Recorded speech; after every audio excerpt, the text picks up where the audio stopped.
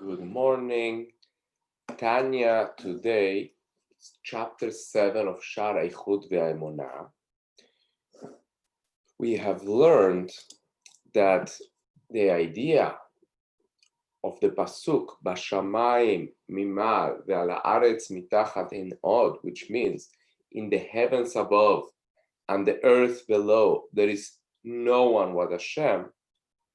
It's not to state the obvious that there is no other gods, because that's quite obvious in Jewish religion, but rather that the unity of Hashem is such that there is no existence other than Hashem. So what is the difference between heavens above and earth? That we have a perception that God is not everywhere. And why create such a perception? So we can exist or imagine that we exist as independent beings. But the reality is that this tzimtzum that it's created by Hashem is just for our own perception. It's in our own view of things, but it's not real. It's just a perception for us. So now we will understand also the most important phrase for the Jews, Shema Yisrael, Hashem Elokeinu, Hashem Echad.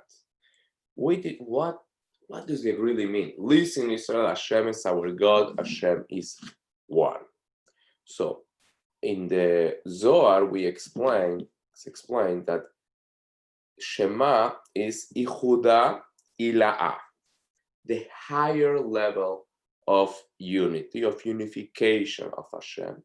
And Baruch Shem Kevod Malchuto L'Olam Va'ed, the phrase that we say right after, blessed will be the name of the honor of his kingship forever, means, represents Ichudat Ata, the lower level of unity.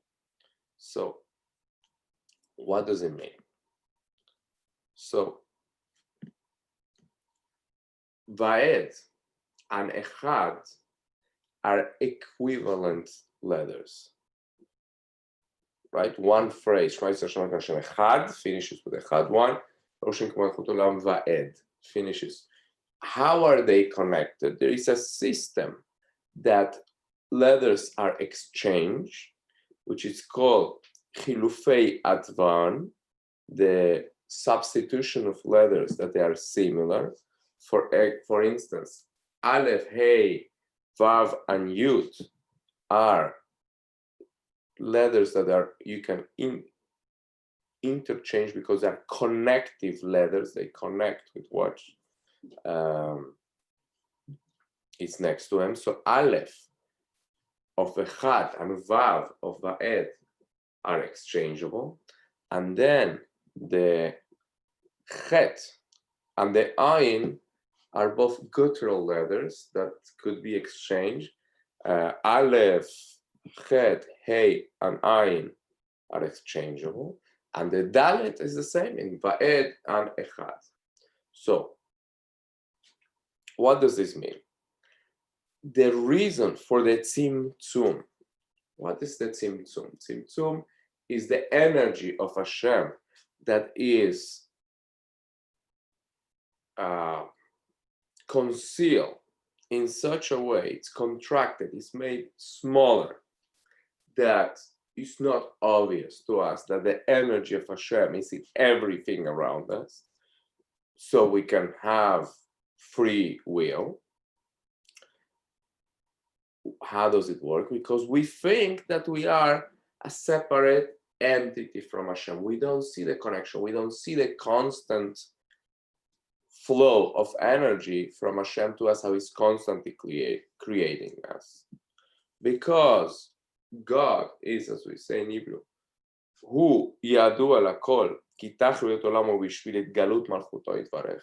The Alter Rebbe writes that it's known that the purpose of all creation is just for the revelation of God's kingship over all. Yet, for him to be king, it's written, En melech belo am. You cannot have a king without a people, without a nation. You need, in order to be king, you need something that is below you to rule. Am in Hebrew comes from Lashon omemut. Omemut means something that is at a lower level and means something that's separate and foreign and distant from the king. Why? Because if a person has many children, let's say, you cannot say, I'm king over my children. Why? Because children are too close to you. You're their father. You can't be their king. And even over very ministers, let's say, people that are very close to the king, nobles, also he cannot be king over them. Only Verov Am Adrad Melech, in a numerous nation is the glory of the king. Meaning when there is many people that are removed from the king, he could be called king over them. And a name that indicates the Malchut, the kingship of Hashem over the creation, is Adnut. Why? Because Adon means that it's Lord, is boss, so to use a simple word, over everything. So this attribute of Malchut, of kingship of Hashem, is what creates the world to be the way we see it, which seems to be a creation that is completely independent and separate and not nullified to God in an absolute way, which is the way it should be. Why? Because if this midah is this quality of the name of Hashem will be taken out from the world, chas v'shalom, the world will cease to exist in a way like it never existed, will be reabsorbed in the words of Hashem and nullified, nothing. And not even the name of world will exist. So the energy of Hashem, we're so nullified to Hashem, the whole universe, in such a way that is constantly creating it from nothing. And if for 1 second this energy will stop flowing, the universe will cease to exist.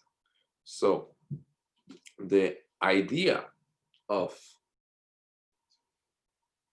God hiding himself is because it's trying to give us the illusion that we are separate from Hashem, so we can have free choice, because we think that we are not so dependent on him. So God is extremely involved in every aspect of the existence of the universe, but is in such a way that it's completely concealed, it's not obvious that he is there. Thank you for watching. 8:30 we will have a sikha from the Rebbe, and tonight also 8 p.m. And Tanya, God willing, 6:30 a.m. tomorrow.